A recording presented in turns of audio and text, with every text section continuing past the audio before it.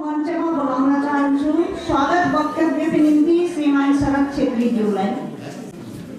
आज कार्यक्रमको बिचमा स्वागत त्यो जानी राखिएको हो, किनभने हामी सबैजना समयमा आइपुग्दैनौँ। सुरुमै स्वागत राख्यौँ भने, स्वागत मन्तव्य राख्यौँ भने पछि आउनेले त्यसको पछि आउनेलाई स्वागत गर्न पाइँदैन भनेर नि सायद अब आइपुग्नु होला सबैजना। म स्वागत मन्तव्य राख्न गइरहेको छु। हामीले हाम्रो अति सूक्ष्म चेतन मनमा कोरोनाको डर बोकेर पनि आजको यस कार्यक्रममा छोटो अवधिको निमन्त्रणलाई स्वीकार गरेर आउनुहुने सम्पूर्णमा हामी अन्तर्राष्ट्रिय नेपाली साहित्य समाजको तर्फबाट हजुरहरूलाई धेरै धेरै स्वागत गर्दछौँ। कर्मले हामीले स्वागत गर्यौँ, तपाईँहरूलाई हामीले कला लगायौँ। मेरो काम वचनले स्वागत गर्ने हो। मनले अस्ति नै हामीले सम्झेर स्वागत गरिसकेका छौँ। मन, वचन अनि कर्मले नै हामी तपाईँहरूलाई स्वागत गर्दछौँ। म विशेष व्यक्तिगत कसैको नाम लिएर स्वागत गर्दिनँ। उपस्थित हुनुहुने सम्पूर्णलाई फेरि स्वागत जनाउँदै मेरो स्वागत वक्तव्य यही समाप्त गर्दछु। धन्यवाद, नमस्ते। तपाईँलाई यसरी छोटो शब्दमा अन्तर्राष्ट्रिय नेपाली साहित्य समाजका कर्मठ सदस्य सचिव हुनुहुन्छ यस संस्थाका श्रीमती च्याप्टरका, उहाँले स्वागत जनाइसक्नुभएको छ। र अब हामीमाझ आज 3वटा कृतिको विमोचन छ। र यसरी 1 वर्षको अन्तरालमा हामीले आज कार्यक्रम गरिरहेको छौँ जस्तो लाग्छ, किनभने यो कोरोनाको महामारीले हामीलाई घरभित्र थुनेर राखेको थियो। तर आज हामीले कोरोनालाई टेर्न छोडे तापनि हामीले आफूलाई प्रिकसन लिँदै आइरहेका छौँ। देख्दैछु धेरैले मास्क लाउनु भएको छ र यसरी नै हामीले हिँड्नुपर्छ, अब अघि बढ्नुपर्छ भन्ने धारणा भारतका प्रधानमन्त्री पनि भनिसकेका छन् र हामीले पनि अब त्यसलाई अनुसरण गरिरहेका छौँ। र यसैले गर्दा कोरोना कालमा धेरै हाम्रा साहित्यकार, समाजसेवी, सङ्गीतकार अनि विभिन्न क्षेत्रका व्यक्तित्वहरू, राजनीतिक व्यक्तित्वहरू अन्तर्राष्ट्रिय क्षेत्रमा पनि दिवंगत भएर गए र उहाँहरूलाई हामीले सम्झना गर्छौँ। मान्छेको जीवन हो, दुःख सुख सबै आउँछ र आज त्यही दुःखभित्रको यो सुख 3वटा कृति आज जन्मिएको छ। र यस कृतिको साक्षी हुन आउनुभएका सम्पूर्ण महानुभावहरूलाई अन्तर्राष्ट्रिय नेपाली साहित्य समाजले हेर्नेछन्। अन्तर्राष्ट्रिय नेपाली साहित्य समाजमा यो आजको कार्यक्रम पुग्नेछ र बेलायतदेखि लिएर अमेरिकादेखि लिएर जापान, अस्ट्रेलिया सम्पूर्ण क्षेत्रकाहरूले हेर्नेछन्, सदस्यहरूले हेर्नेछन्। र यो एउटा सिलगढीको मात्र नभएर यो अन्तर्राष्ट्रिय स्तरको यो कार्यक्रम हो र यसको निम्ति हामी सौभाग्यशाली छौँ। आज हामी सबै यहाँ उपस्थित छौँ र अब हामी मूल कार्य आजको यी 3वटा पुस्तक जुन सिलगढीका नारी हस्ताक्षरहरूले लेख्नु भएको छ र 3वटा पुस्तक यो कविता सङ्ग्रह हो। र यो कवितामा कोरोना कालको अवधिमा पक्कै पनि लतिका गुरामाको पुस्तक तथा कोरोना कालको अवधिको कुरोहरू यहाँ देखेको छु मैले अलिअलि हेर्दा। र जे होस्, आज यो पुस्तक विमोचन भएपछि हामी सबैले त्यो कृतिबारे पढ्ने सौभाग्य प्राप्त गर्नेछौँ। र अब यहाँ 3वटा पुस्तक हामीले सामूहिक रूपमा यहाँ विमोचन गर्नेछौँ, किनभने हामीमा आज समय धेरै कम्ती छ। र यसैले गर्दा यो 3वटै पुस्तक निता तामाङ गुरामा, जो रविरत्न स्कुलको फाउन्डर टिचर हुनुहुन्थ्यो, सिलगढीबाट धेरै वर्ष अघि यस क्षेत्रबाट टाढो पुग्नुभयो। तर जब यहाँ हुनुहुन्थ्यो तब धेरै सिलगढीको कार्यहरू गर्नुभएको थियो र आज यसरी उहाँलाई नयाँ कृतिसँग यसरी हामी पाउँदा हामी अत्यन्त खुसी छौँ। र निता तामाङ गुरामाद्वारा लिखित जीवनको अन्जान यात्रामा यो कविता सङ्ग्रह हो।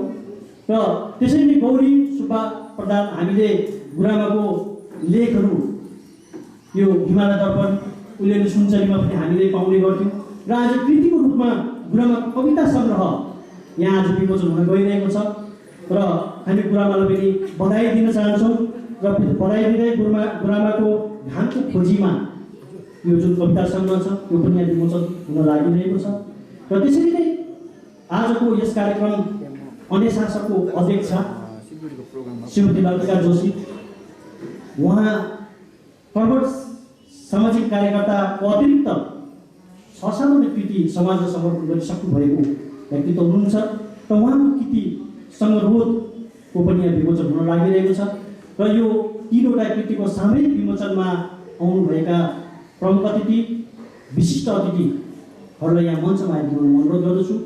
यस सँगसँगै हामी माझ भर्खरै हाम्रा गुरुबाहरू कतिजना आइपुग्नु भएको छ जसमा अन्य शासक हाम्रो सदस्य हुनुहुन्छ मुक्तिपादे बरालज्यू उहाँ अन्य शासकको अन्तर्राष्ट्रियको जति पनि कार्यक्रम थियो उहाँ सहभागी भइसक्नु भएको छ। उहाँ लेखक हुनुहुन्छ कलाकार हुनुहुन्छ र उहाँलाई पनि यहाँ मञ्चमा यस विमोचनमा आइदिनु अनुरोध गर्दछु।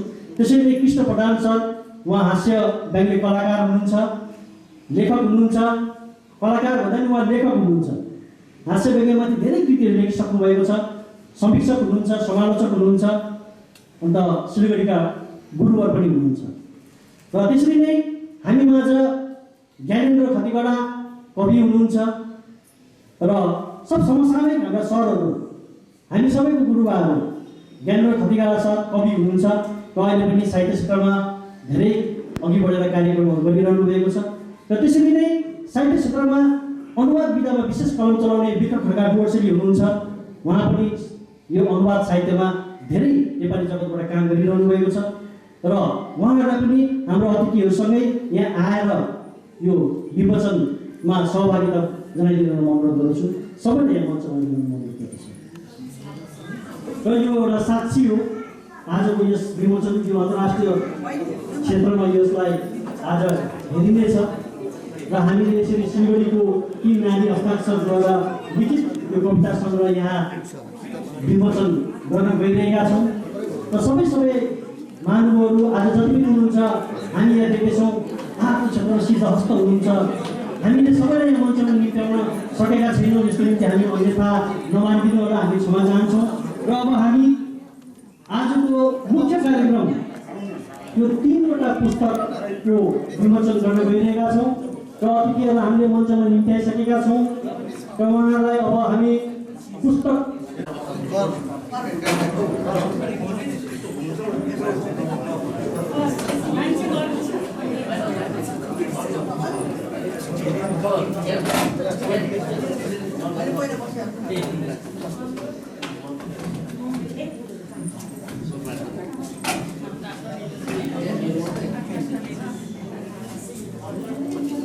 सामने से हट जाइए, सामने से कवर न करें। र आज विशेष दूरदर्शनलाई पनि हामी धन्यवाद दिनुपर्छ। दूरदर्शनले हामीलाई आज यो जति पनि हाम्रो कार्यक्रम भइरहेको छ यो शनिबार र आइतबारको दिन सायद यो प्रसारण गर्नेछ र हामी आशा गर्छौँ सबैले यो दूरदर्शनको यो कार्यक्रम दूरदर्शनबाट देखाइने यो प्रसारण हुने कार्यक्रमलाई हेरिदिनुहुन्छ भन्ने हामी निवेदन पनि गर्दछौँ र सबैलाई जोरदार ताली बजाएर आज 3 नारी हस्ताक्षरको यो भएको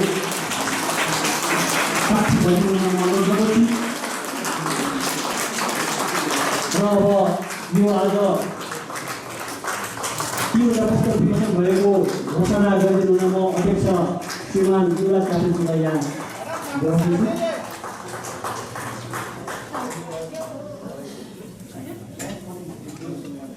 आजको यस समारोहमा गौरी सुब्बा प्रधानकी घामको खुर्चीमा निता तामाङकी जीवनको अन्जान यात्रामा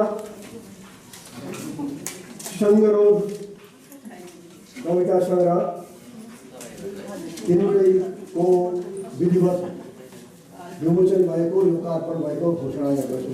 धन्यवाद। र सम्पूर्ण अतिथिहरूलाई आफ्नो यथास्थानमा अपेक्षा आशीर्वाद अनुरोध गर्दछु र अब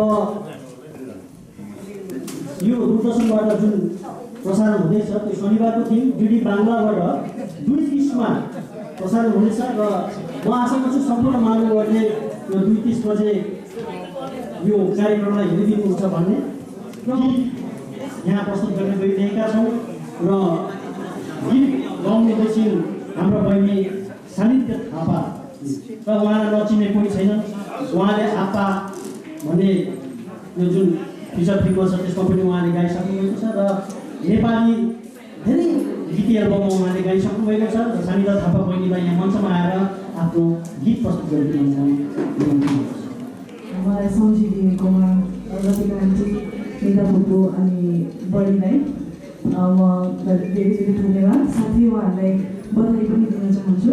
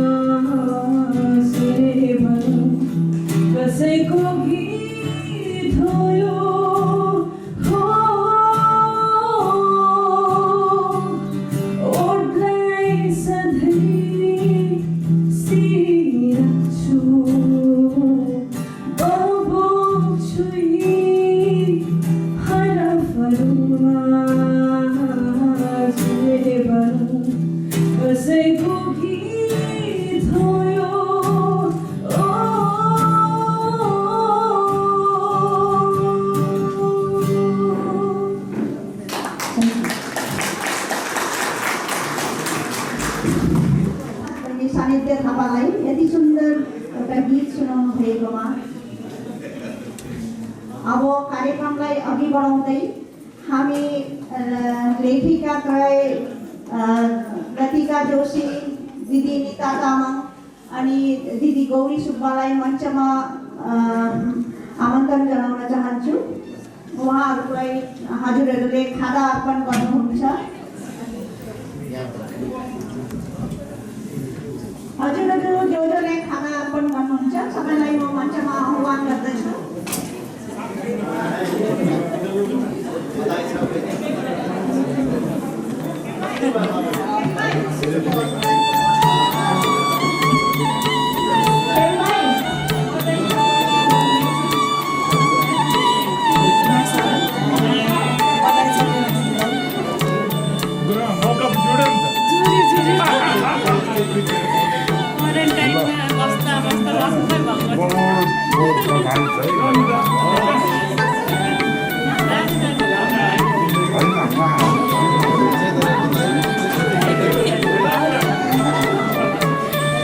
Give me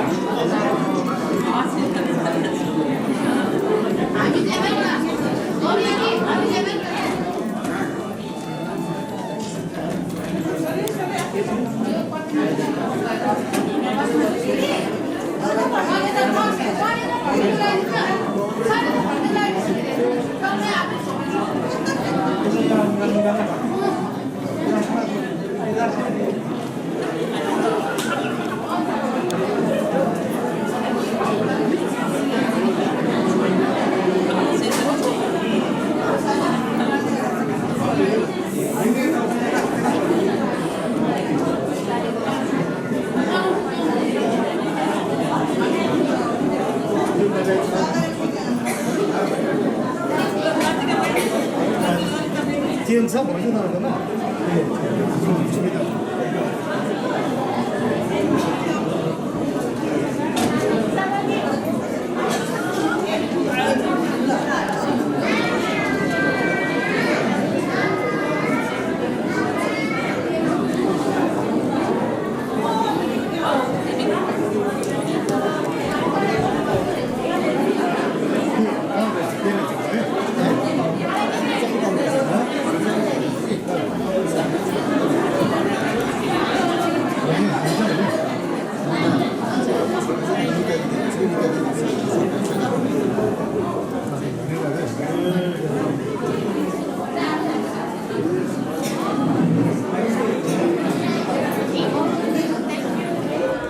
दिदी रीता तामाङलाई म यही बसिदिने लेखिका रीता तामाङलाई यही बसिदिने अनुरोध जनाउँछु मञ्चमै।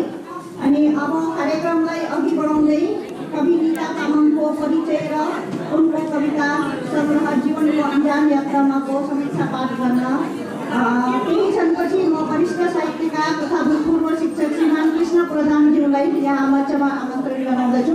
योभन्दा पहिला म केही भन्न चाहन्छु, यहाँ सानो म आफ्नो कुरा राख्न चाहन्छु। त्यो के भने यो तिनैवटा जुन कविता सङ्ग्रह आज विमोचन भइरहेको छ, यो तिनैवटा कविता सङ्ग्रहसँग म सरासरी सिधा रूपमा मेरो भूमिका एउटा रहेको छ। यो किताबको टङ्कन अनि केही सम्पादनमा पनि मेरो भूमिका रहेको हुँदा आज म आफूलाई पनि भाग्यशाली सम्झन्छु। अनि यो समीक्षा गर्न अघि कवियत्रीको भावना कस्तो छ, कवि कसरी यो कविता लेख्नु भएको भन्ने म सानो उनको यो कविता पाठ गरेर तपाईँहरूलाई म सुनाउन चाहन्छु। कवियत्री जुन भावनाले यो कविता लेख्नु भएको छ अनि यो पछि कृष्ण सरले नै उहाँको समीक्षा गरेर बताइदिनु हुनेछ। म एउटा सानो समय दिन चाहन्छु यो कविता पाठ गर्नको निम्ति। जीवनको अन्जान यात्रामा चोट भुली मुस्काएर फेरि एकपल्ट तिम्रै अँगालोमा आउन बाध्य भनेकी छु। प्रत्येक पल्ट मैले सायद यही क्रम दोहोऱ्याएकी छु। यो मेरो भाग्यको विडम्बना भनौँ या कुनै विकल्प। मनको घोडामा चढेर कहाँसम्म पुग्न सकिँदो रहेछ र यथार्थमा त भुइँमै घिस्रिनु पर्दो रहेछ। तर जे होस्, मेरो यो विनम्रता आत्मसमर्पण कदाचित होइन। कलिङ्ग युद्धपछि राजा अशोक पनि युद्धबाट हटेका थिए, तर त्यहाँ उनको विरोध त कदापि मरेको थिएन। उसले केवल आत्मालोचना गरेका थिए। उनको त्यो महान विचार मानव सभ्यताको निम्ति एउटा महान सन्देश थियो। यसैले कहिलेकाहीँ सोध्छु, जिन्दगी दौड मात्र होइन, आत्मालोचना गरेर हिँड्नु पनि जिन्दगी नै हो। तर जे होस्, आगामी मेरा पाइलाहरू मैले जहाँ नै राखौँ, त्यो धरातलको विश्वसनीयता भविष्यकै गर्भमा होला। किनकि प्रत्येक पल्ट म लडेकी छु, चोट खाएकी छु, तर टेकेर धरातल अघि बढ्नु मेरो बाध्यता हो। अनि मानवताको धरातलमा विश्वस्त हुनु उसको लागि चुनौती हो। यसरी नै बढ्दै जाउँ अघि जीवनको अन्जान यात्रामा। धन्यवाद। यो जीवनको अध्ययन यात्राको समीक्षा पाठको निम्ति वरिष्ठ साहित्यकार तथा भूतपूर्व शिक्षक श्रीमान कृष्ण प्रधानज्यूलाई म मञ्चमा बोलाउन